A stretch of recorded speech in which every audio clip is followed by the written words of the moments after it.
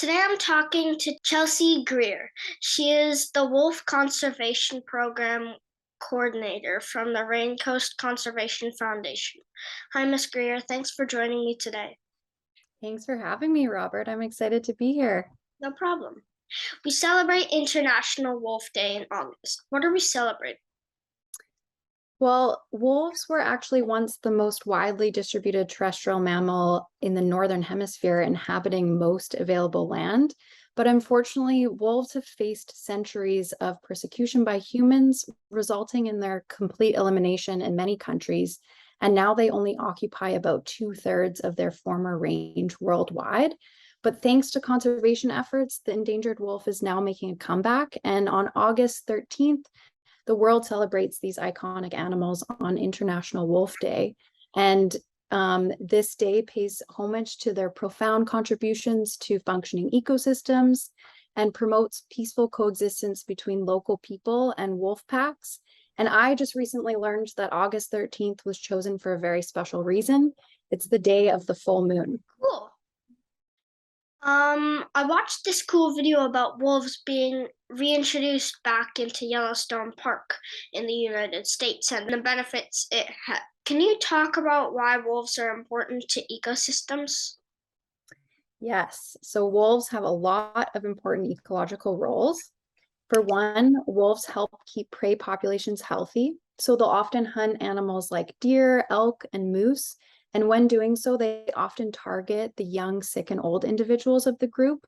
And by taking out sick individuals, they might be helping to keep prey populations healthier by keeping diseases from spreading too much between those deer or elk. And then also, some wolves eat fish. So when they pull a fish, like a salmon, from a river, they'll bring it into the forest and eat parts of it, usually just the head. And what they don't eat will either feed other animals like ravens and eagles, or be left to decompose into the soil and transfer nutrients like nitrogen and carbon back into the earth. And this is super important for tree growth. And then there's also what some people call non-consumptive effects. So wolves can have an impact by directly eating prey, but they also have a whole other suite of different effects on ecosystems just by being present. So a great example of this is probably what you saw in that really cool video about Yellowstone National Park. So when wolves were reintroduced into the park, elk populations decreased and their behavior also changed, preventing overgrazing of different tree species like aspens and willows. And this allowed trees to grow, restoring nesting space for birds and providing shade along rivers and streams, which makes really great habitat for fish and other aquatic species. Fairy tales have told stories for centuries about the big bad wolf. Why is this? Should people be afraid of them? It's very unfortunate that wolves have been portrayed as a villain in many childhood stories. I think it comes from a time and an age when we didn't know very much about wolves and just thought of them as cunning predators that were threatening to humans. But now, even though we have a lot more to learn, we know a lot more about wolves. And because of these stories, there is a lot of misinformation and myths about wolves that we need to dispel. For example, people might think that wolves kill for sport, when in fact they're really just killing to survive and feed their families. And, wolves are not a deadly menace to humans. And if we're respectful, we do not need to be afraid of them. In fact, they have a natural fear or wariness of humans, only eroded when they learn to associate humans with opportunities to find food, which is why it's really important to never feed wildlife and properly dispose of our garbage. And it's very important to respect their space and remember that you're a guest when you're in their environment. Yeah. Wolves are amazing. The pups remind me a lot of my collie Brandon. Can I actually show you him? Yeah, definitely. I'd love to see him. Brandon! How old is Brendan? He's just about 1 year now. Oh, okay. So he was recently a puppy then. Is he super big? Can you pick him up? Yes, he's very big. I think that's the biggest he will grow. It's Oh, wow. Hi, sit. So cute. This is my collie Brandon. He's so big. Yeah, he looks like a distant relative to the wolf. Wolves are amazing. They live together as a family and they teach their pups stuff like how to hunt and where to find water.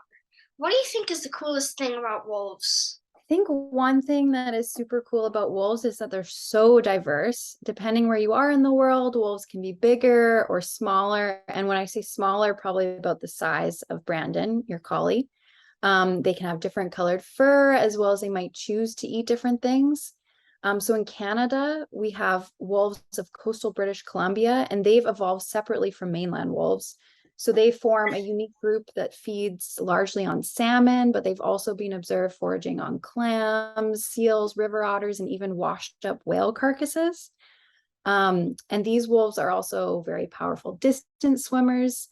They can swim several kilometers to reach new islands in search of food. And wolves have even been observed feeding on a whale carcass up to 10 kilometers off the mainland. So super strong swimmers. Cool. Brandon doesn't really like swimming, but we just went to we just went camping, and when we all go in the water, he just has no choice but to go in the water.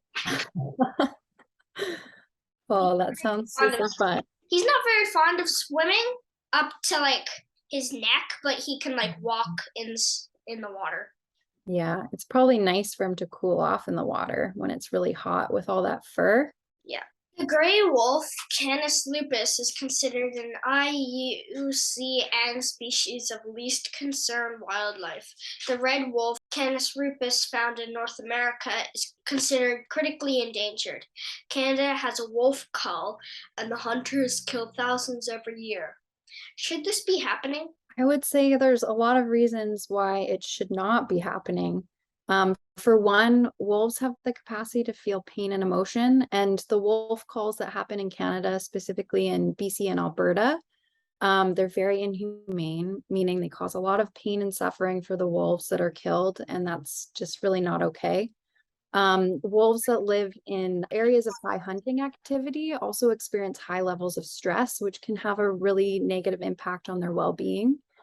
And then also, as we talked about earlier, wolves have so many important roles that they play in ecosystems. So when they're removed from an ecosystem, that can have a lot of negative consequences on other animals and plants that live within that system. Yeah. What do you wish more people knew about wolves? Well, I wish people knew that, wolves are very unique, intelligent, and social animals. So, like you said earlier, they all live as a family together. And this allows for the formation of intimate relationships and strong social bonds between group members. And it also allows for the sharing of knowledge, like in the example that you gave. Older wolves, as more experienced hunters, can share hunting strategies and techniques with younger wolves. And a wolf family group can pass down knowledge and information from one generation to the next, maintaining a culture that is unique to that pack. So I just wish that people knew how special and unique and interesting wolves are. Austria, Belgium, Denmark, Ireland, Luxembourg, Netherlands, Switzerland, and the United Kingdom no longer have any wolves left. They are almost hunted to extinction in the US. What can kids like me do to celebrate and protect wolves? Yeah, I think there's a lot of things you can do. I mean, for one, you can identify and debunk any misinformation you hear, so you can tell people why the wolf really isn't a big bad wolf. And this can have a really positive impact on the way people feel and think about wolves.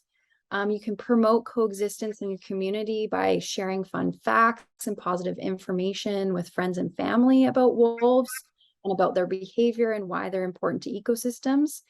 And also be informed and inform others about how to act when you're in a place where wolves live. So being respectful, giving them space, and never feeding a wolf. You can also write to your elected representative of your province, state, or country. Tell them, why you love wolves so much and why you think it's so important to protect them. Because, some of these people make the decisions of whether or not wolves are going to be protected or not. And your voice is really, really important in that discussion. And then lastly, I'd say, to just try and look at wolves and other animals, not just as a number, but as an individual who has intrinsic value and has the right to live and exist on this planet just like you do. Yeah. Thanks so much for joining me today, Mrs. Greer. Please click the link below to donate to the Raincoast Conservation Foundation. And remember, together kids can save the world. Please like and subscribe. Thank you. Bye. Hi, thank you.